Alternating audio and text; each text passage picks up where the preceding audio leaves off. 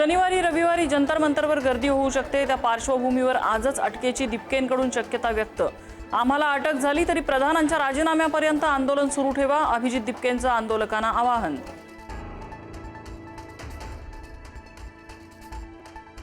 सलग 5व्या दिवशी विरोधकांचा लोकसभेत गोंधळ, धर्मेंद्र प्रधान यांच्या राजीनाम्यासाठी घोषणाबाजी। विरोधकांच्या गदारोळामुळे लोकसभेचं कामकाज सोमवारपर्यंत तहकूब।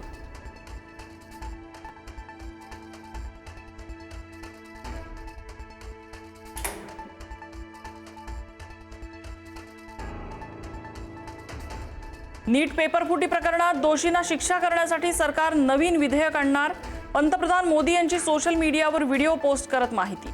सोमवारी विधेयक मांडण्यात येणार, मोदींचं आश्वासन।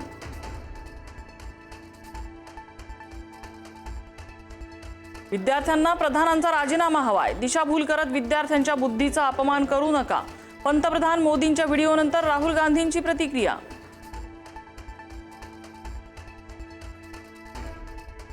अखेर सोनम वांगचुक यांचं उपोषण मागे, 26व्या दिवशी वांगचुक यांनी सोडलं उपोषण।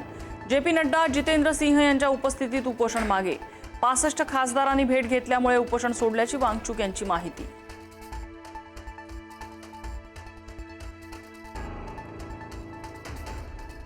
शिक्षण मंत्री धर्मेंद्र प्रधान यांच्या राजीनाम्यावर सीजेपी ठाम, केंद्र सरकारसोबत चर्चेनंतर केलं स्पष्ट। 3 पैकी 2 मागण्यांवर सरकार सकारात्मक, उद्या दुपारी 2 वाजेपर्यंत केंद्राने वेळ मागितल्याची सीजेपीची माहिती।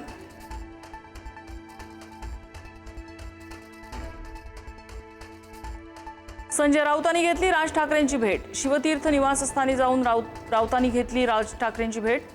नीट पेपरफुटी संबंधी आंदोलनावर चर्चा झाल्याची शक्यता।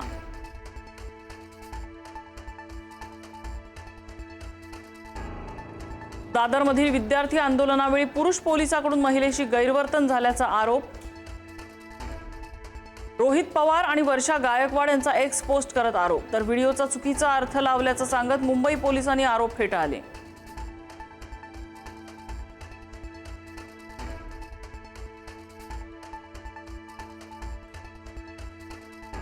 नाशिकच्या चांदोरी गावातील 40 कुटुंबांचं स्थलांतर, चांदोरी गावाला पुराच्या पाण्याचा वेढा, प्रशासनाकडून खबरदारी। गोदावरी नदीने धोक्याची पातळी ओलांडल्यामुळे प्रशासन अलर्ट मोडवर।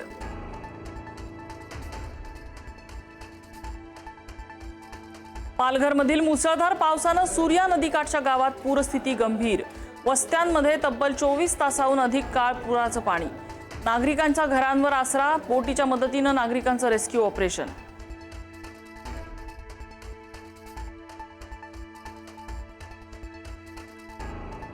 मुंबईसह पालघर, ठाण्यामध्ये पावसाचा अलर्ट।